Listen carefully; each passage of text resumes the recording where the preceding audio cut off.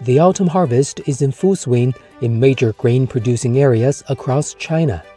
To achieve a bumper harvest, the country has spared no effort in promoting soil conservation and agricultural science and technology.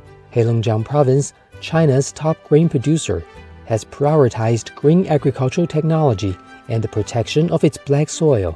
我们海达七镇呢，积极的给这个新型经营主体以及农户推广绿色农药，包括这个智能农机有机肥、替代化肥等这种绿色增产技术的应用。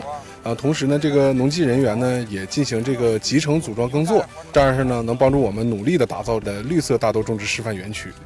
今年产量特别好，今年天气也挺给力，可以说丰收在望，预计10天左右顺利完成收获。明年呢，我们合作社将不断把我们的黑土地保护好，蓄力未来的粮食增产，给农民带来了更多的效益。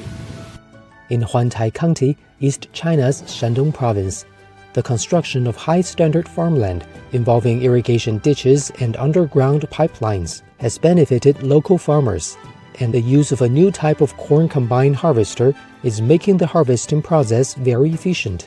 咱原先用传统的玉米收获机，既得脱粒又得晾晒，周期时间太长。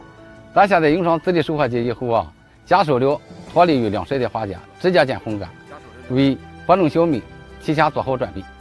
从调查看，全县32.5万亩玉米产量较去年有提高。我们及时对396台玉米联合收获机械进行检修，做好机械调度和保障，做到成熟一片，收获一片。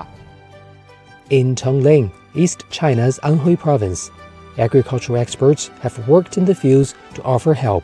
我们农技人员就去夏天指导，打好7岁期病虫害整治继续措施，预计今年亩产达到1600斤。